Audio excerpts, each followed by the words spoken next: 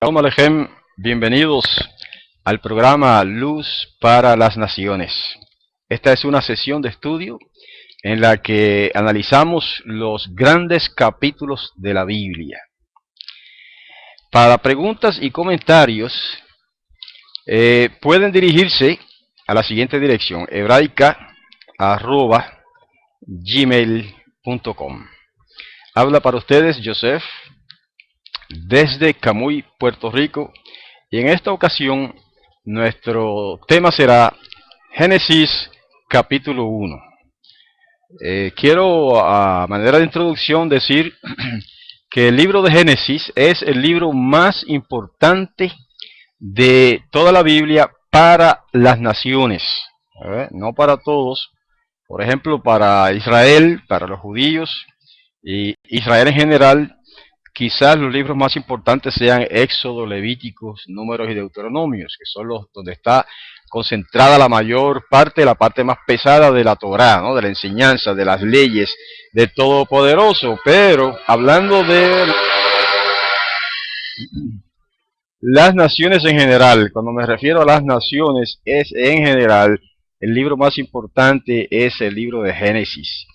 ¿Por qué? Porque en este libro se traza la historia del origen de las naciones, el origen de la humanidad en primer lugar, del mundo en general, de la humanidad y luego de las naciones.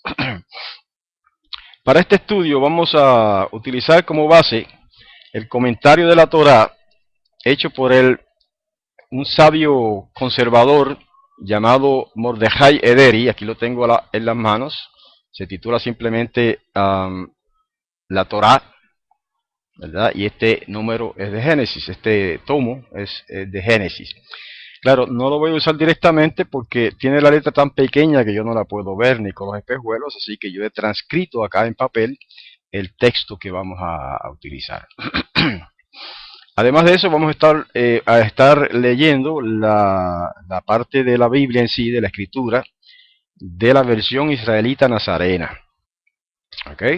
Entonces comenzamos leemos un verso y si consultamos algún comentario del sabio Ederi, e incluso podemos añadir algún comentario mío también, original. Tengo acá en este manuscrito un comentario bastante abarcador de Génesis hasta el capítulo 10.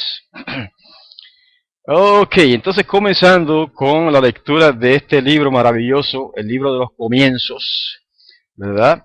Que en hebreo dice, Bereshit bara Elohim et hashamayim we et haaretz.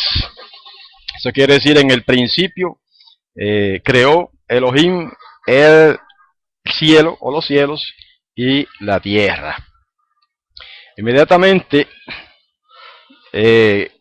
tenemos que hacer notar, de acuerdo al comentario, ¿verdad?, de los sabios de la Torá, especialmente un sabio que se ha llamado Abarbanel, un español, en una ocasión comentó que la Torá dice textualmente, o sea, él dice textualmente que falta la palabra tiempo.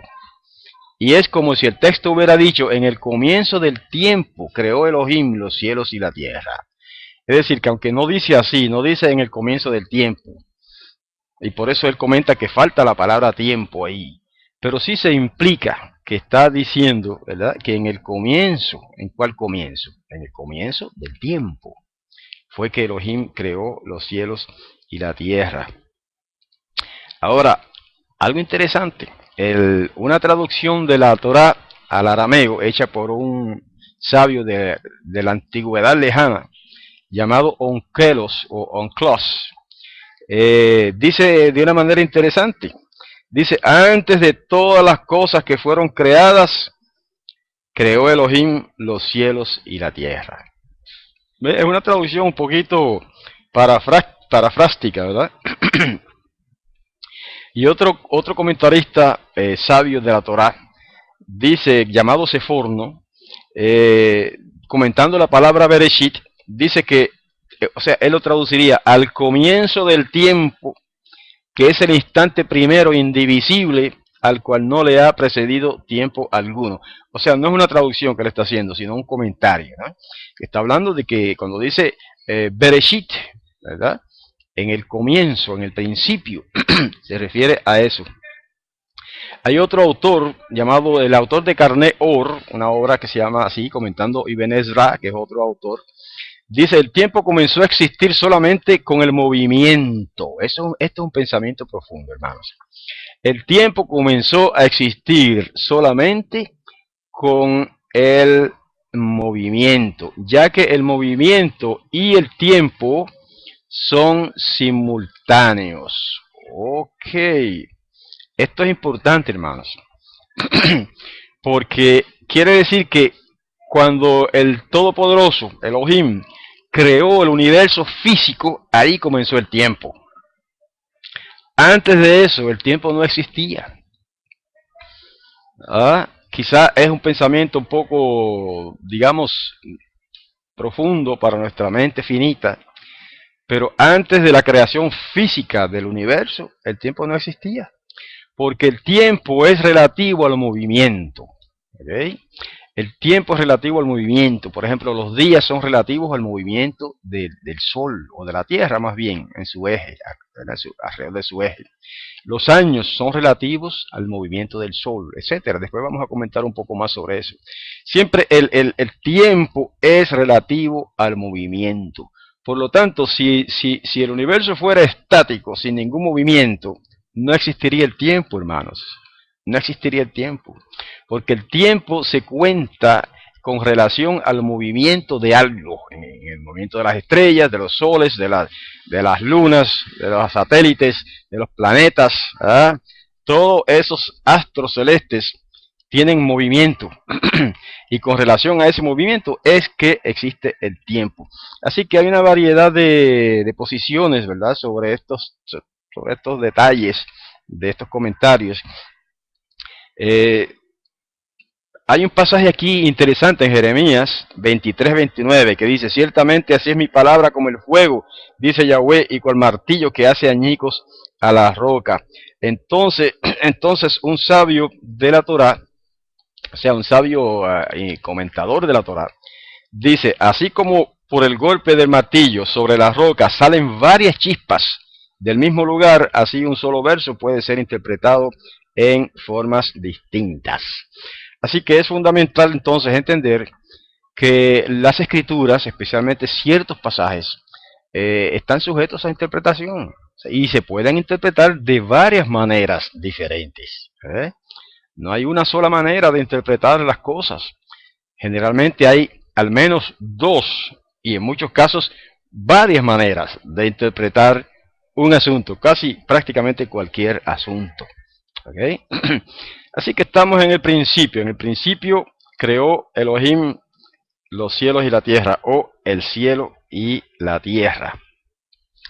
Fíjense, la palabra creó, dice en hebreo dice bará, aunque algunos lo pronuncian baró. El autor que les mencioné al principio, Mordejai Ederi, la pronuncia baró. Esa palabra hay que tomarla, analizarla un poquito. En el principio creó, esa es la palabra clave aquí, creó. Esa palabra nos dicen los sabios y expertos en el hebreo, que tiene tres acepciones en el idioma hebreo. Interesante, noten esto, la misma palabrita, baró o bará, tiene tres acepciones distintas en el idioma hebreo. La primera acepción, o sea, significado, es la creación, en este caso, la creación atribuida en el Tanaj exclusivamente la creación por Elohim, la creación ex nihilo, como llaman en latín, ex nihilo quiere decir la creación de la nada. La segunda acepción de la palabra baró es albedrío y elección, más o menos la misma cosa, albedrío en el sentido de tener opciones, elección. Y la tercera, el tercer significado que puede tener la palabra baró es talar y destruir. Curioso, lo opuesto. ¿Verdad? Baró puede significar crear y puede significar destruir, dependiendo del concepto, del contexto en el que se utilice la palabra. Pero nosotros seguimos o estamos de acuerdo con los sabios de las Escrituras, los sabios de Israel, que dicen que en este caso, en este verso, tiene que significar creó. Abarbanel es uno de ellos. Abarbanel dice, yo digo que el verbo varó debe tomarse aquí de acuerdo a la acepción primera. O sea, es decir, la existencia y la creación a partir de la nada. ¿Ok? Ese es el comentario de Abarbanel. Vamos a ver la palabra Elohim. Dice que en el principio creó Elohim. ¿Okay? Los sabios del Talmud siempre incluyen ese título, Elohim, como uno de los nombres del Creador. Claro, para nosotros no es exactamente un nombre, ¿verdad? No es un nombre propio, al menos. Es un nombre genérico. Pero nombre propio, el Creador tiene uno solo y es Yahweh. Eso viene más adelante. Pero aquí se utiliza como nombre genérico la palabra Elohim, para el que creó, ¿verdad?, los cielos y la tierra. De hecho, los sabios de Israel dicen que Elohim es uno de los Shiva Shemot. Uno de los Shiva Shemot. Shiva Shemot quiere decir 7 nombres. ¿Okay? Y ellos dicen que Elohim tiene, o el creador tiene 7 nombres. Eso puede ser, de hecho, es un poco especulativo. Pero bueno, eso es una creencia tradicional, ¿verdad?, en el judaísmo. El Shiva Shemot, los 7 nombres. Y dicen que entonces Elohim es uno de esos 7 nombres. Curiosamente, la palabra Elohim en hebreo se le llama Midat Hadin. O sea, es el título del Todopoderoso que reclama justicia, que tiene que ver con juicio. Elohim, entonces, a diferencia de la palabra Yahweh, que relaciona al Creador con la misericordia, interesantemente el nombre Yahweh se relaciona con misericordia en la cultura hebrea, mientras que el título Elohim se relaciona con juicio, con justicia, ¿verdad? Y con juicio. ¿Okay? Así que, por ejemplo, Abarbanel es uno de los que dice eso. Y incluso Abarbanel hace notar que en la palabra Elohim hay 2 letras del nombre sagrado Yahweh, que son la Yod y la He. ¿Okay? Y eso mismo se da, dice él, en la palabra Eloha, en la palabra Elohai, en la palabra Elohenu y en la palabra Elohei. En todas esas se incluyen en ese título 2 letras del nombre Yahweh, del tetragramaton, ¿verdad?, que es Yod, He, Waw, He. Y las que se incluyen son la Yod y la He. ¿Ok? El sabio Abarbanel, que fue un sabio erudito español, nos dice que en la Torah, en particular en el Tanaj, o sea, en la Torah en particular y en el Tanaj en general, Elohim se usa también para indicar a aquellos seres celestiales, emisarios del Creador, que son también llamados Elohim, por estar al servicio de Elohim, así como también a las cortes o los tribunales que imparten justicia de acuerdo a la Torah de Elohim, ya que el juicio pertenece a Elohim.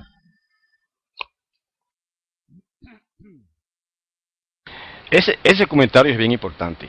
Nosotros lo hemos dicho muchas veces también, que la palabra Elohim no solo se aplica a Yahweh, al Creador, al Todopoderoso, también se aplica a los ángeles.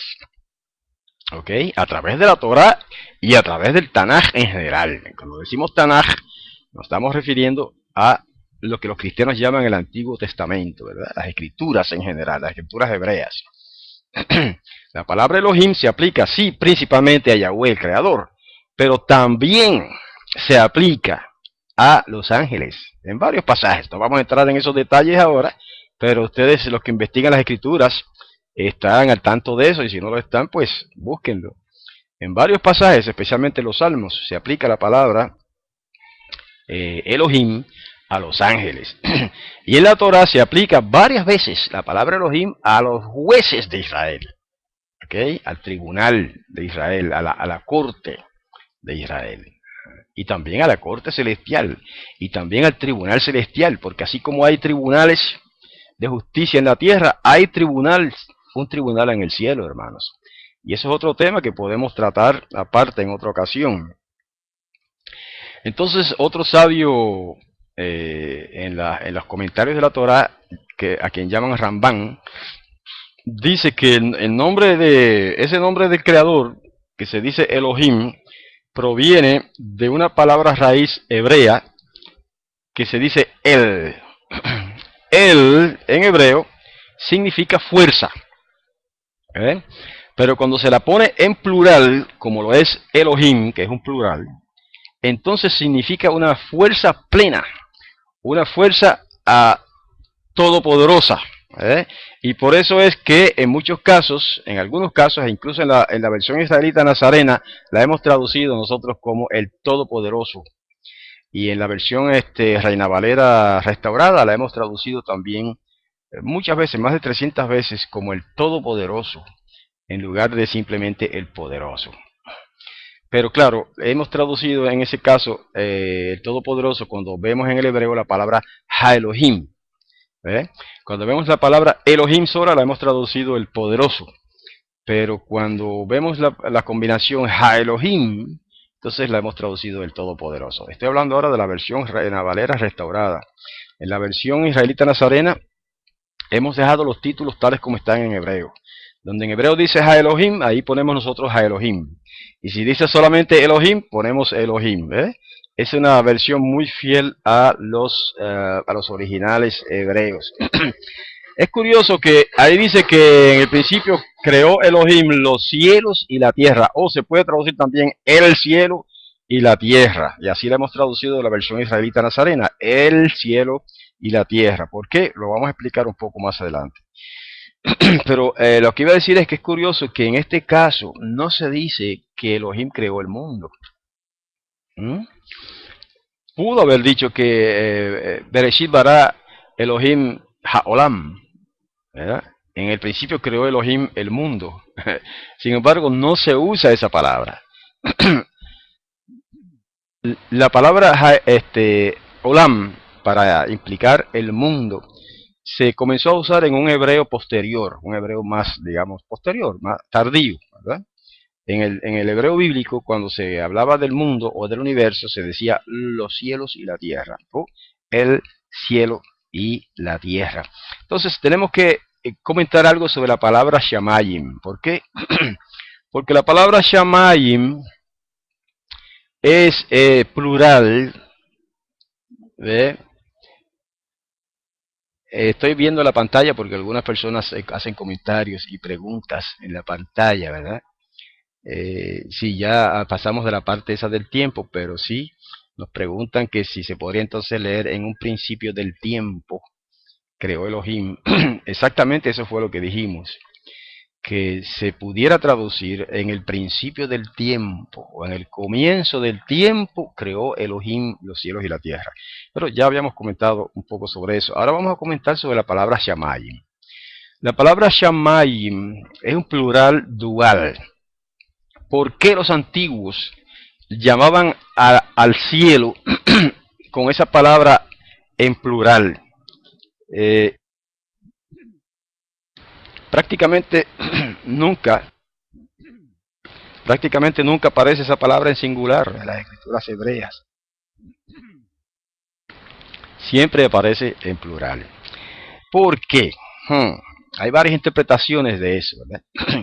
Bueno, en primer lugar, un entendimiento sencillo que todos podemos entender es que los antiguos veían esa extensión tan inmensa, esa expansión tan inconmensurable, que la llamaban en plural, porque es común en el hebreo llamar algo en plural cuando se quiere recalcar la inmensidad, la grandeza de ese algo. En este caso, los antiguos miraban, donde quiera que miraban hacia arriba, veían cielo. No veían el cielo estacionado en un solo sitio, sino que en todas partes, arriba, cuando miraban, hay cielo. Entonces es una inmensidad tan grande que para eso, para describir esa inmensidad, utilizaban entonces la palabra en plural, shamayim. Tiene mucho sentido esa explicación de los sabios. Además de eso, hay otra explicación, y es que la palabra shamayim, según un comentarista que tengo por aquí anotado, Rashi, dice que se compone de dos palabras raíces en hebreo. ¿Okay? Una es Esh, que significa fuego, y Mayim, que significa agua.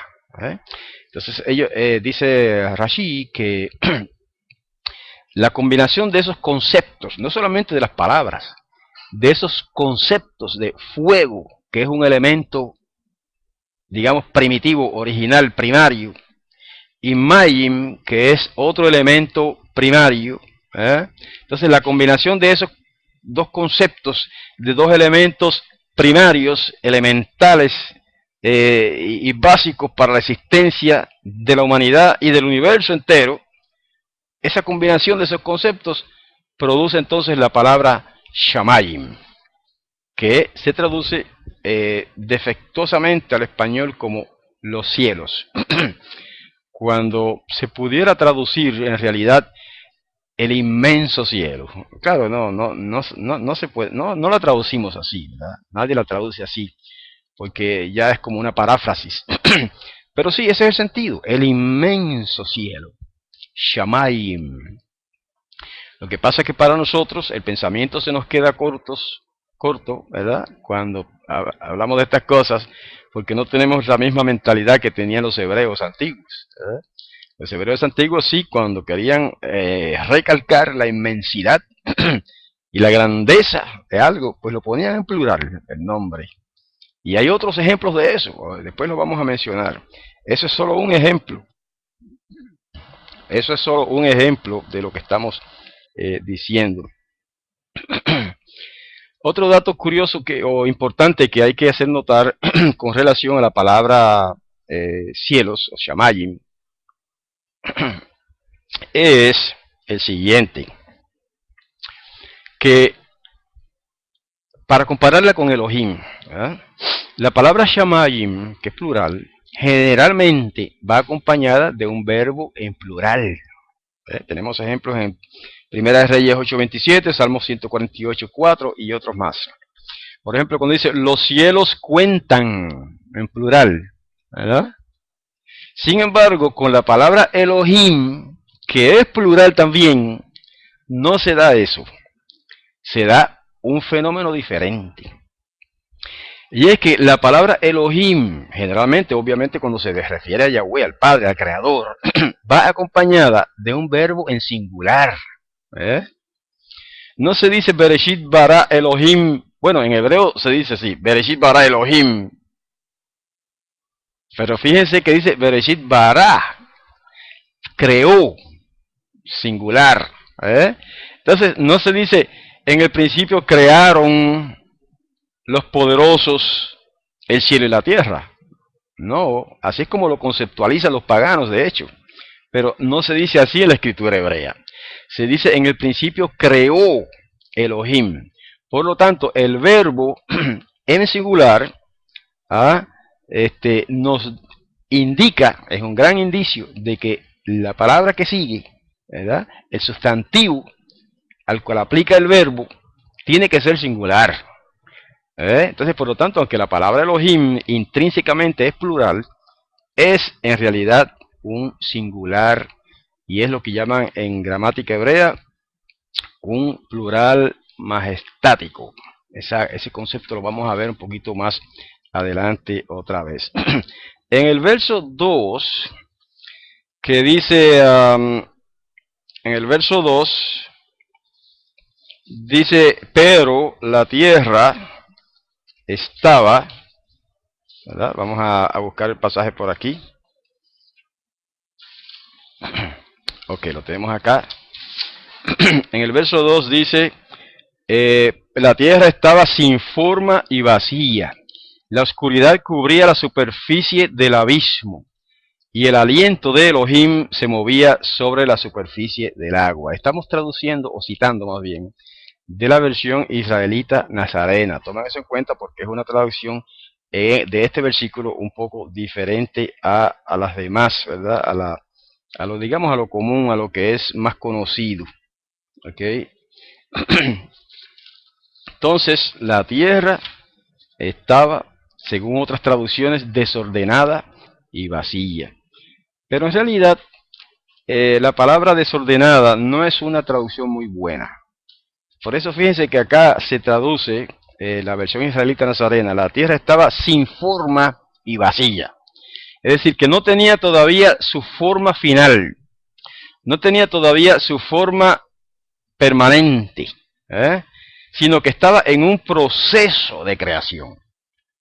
Y por lo tanto también estaba vacía. ¿Vacía de qué? Vacía de animales, vacía de gente, vacía de vegetación, porque solamente había sido creada, por decirlo de una manera un poquito burda, la pelota de tierra, ¿verdad? El globo ese de piedra más bien, y tierra, forrado o cubierto totalmente de agua. Eso era todo lo que había. Eso era un estado entonces temporal. Eso era un estado pasajero de la tierra, ¿verdad? De la creación. Por eso es que la traducción más, más apropiada sería: la tierra estaba sin forma y vacía, ¿verdad? No necesariamente desordenada. Porque la palabra desordenada como que tiene la implicación de un caos, de algo que está fuera de orden. La misma palabra lo dice, desordenada, quiere decir sin orden. ¿Eh? Sin embargo, en realidad lo que pasaba no era que estaba sin orden, sino que estaba sin forma. Ok, vamos a comentar un poquito más sobre esto. Porque en el hebreo, en el hebreo las dos palabras que se traducen sin forma y vacía son tohu wabohu. Tohu hemos traducido sin forma, bohu significa vacía, ¿verdad?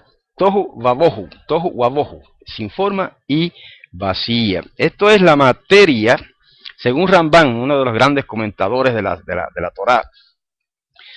Según Ramban, la palabra tohu es la materia sin forma. Ahí está, esa interpretación de Ramban confirma que nuestra traducción es la más acertada, ¿verdad? En vez de traducir desordenada, se debe traducir sin forma.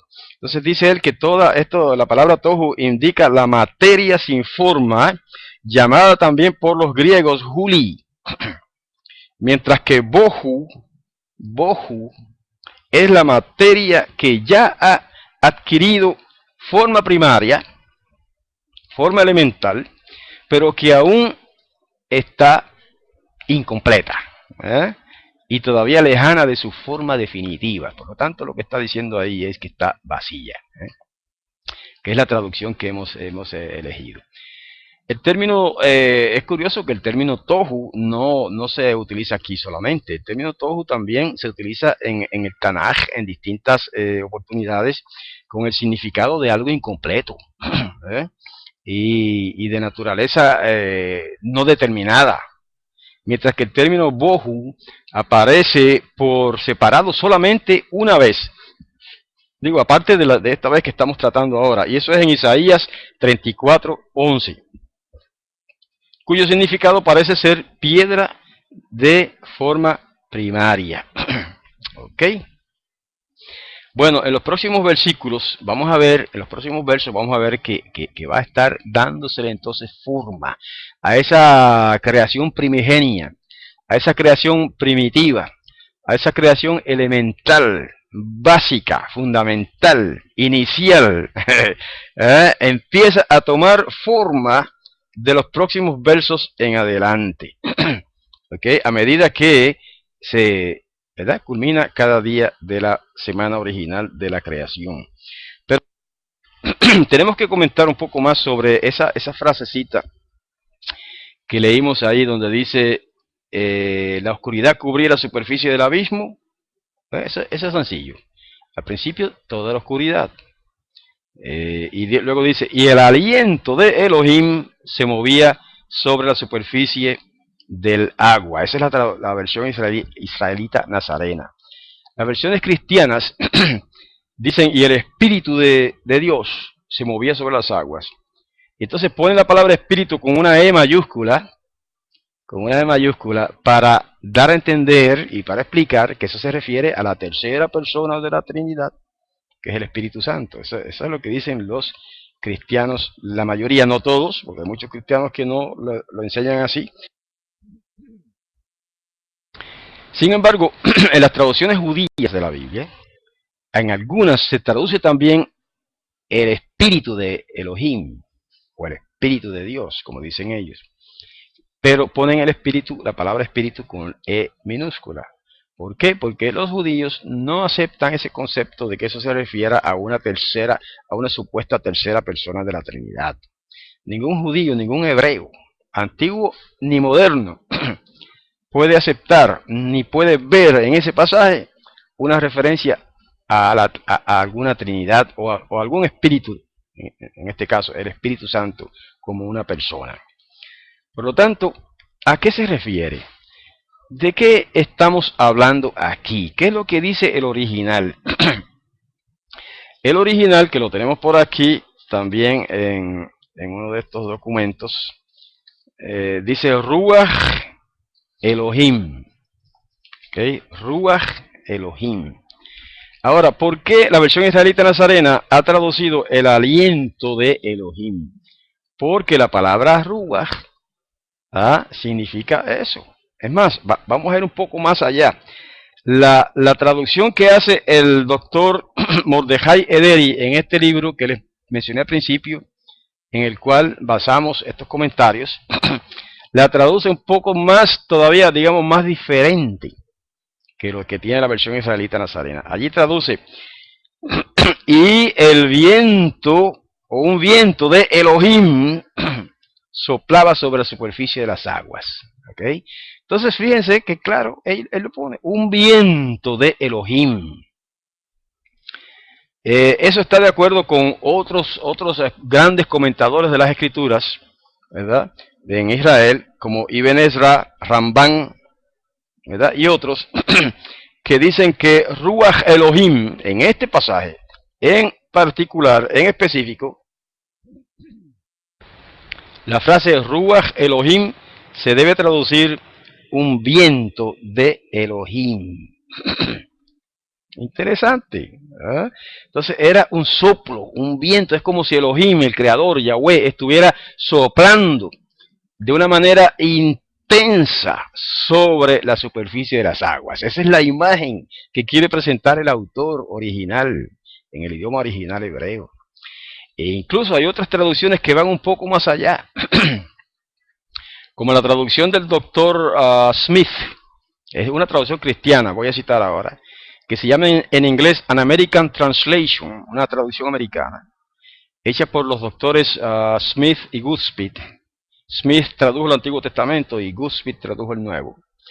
Entonces el doctor Smith traduce aquí, en este pasaje, a raging wind, dice un viento poderoso, porque no me acuerdo cómo es la palabra en inglés, creo que dice a mighty wind, gracias, a mighty wind raging over the surface of the waters.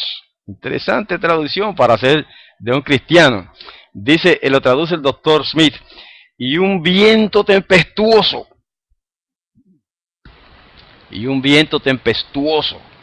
rabiaba sobre la superficie de las aguas. Es una imagen poética extraordinaria, porque ahí toma la palabra Elohim como poderoso o tempestuoso.